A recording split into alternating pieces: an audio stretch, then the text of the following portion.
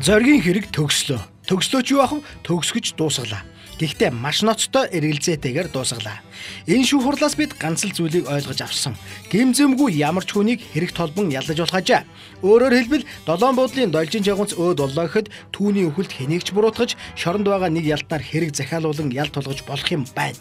Амьд гэрчтэй тэр гэрчийнх нь амийг нь боож гарыг нь хүлж нүүр царайгаа харуулan дуу хоолойгоо сонсгон дараагийнх нь бат үүл шүү гэж мэдүүлж байсан хэрэг шүү дээ.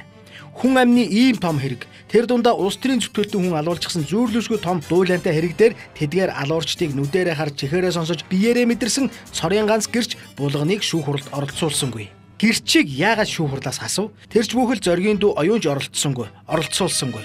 Оролцуулах сонирхол байсангүй бололтой. Алуурчныг нүдэрээ харж биеэрээ мэдэрсэн гэрч булганыг оролцуулалгүйгээр тэр үед 16 настай байсан залууг шоронгийн ялтны мэдүүлгээр ялдан шоронд илгээлээ. Одоо тэгээд бид хэнд итгэв? Алуурчин дараагийнх нь бат үүл шүү гэж хэлсэн гэдэг. Үнэхээр тэгж хэлсэн үү эсвэл тэгж хэлүүлсэн үү? Эргэлзэж байна.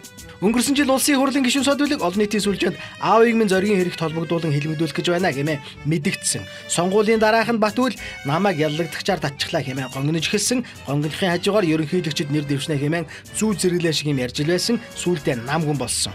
Ардчилсан намын даргын сунгаа зарлагдахад Батүлийн сүүдэрч харагдаагүй. Хаа байсан Америкаас уцтаж одоо зориг нөхөж ардын баатар болох л үлдээд байна хэмээн зөгнөж байсан гих зэрэг бүх мэдүүлгүүд үр дүнгүй боллоо. Гэрчтэй атлаа гэрчгүй, хохирогчтой атлаа хохирогчгүй ийм шүүх хурал тэгээд хэн идэх вэ?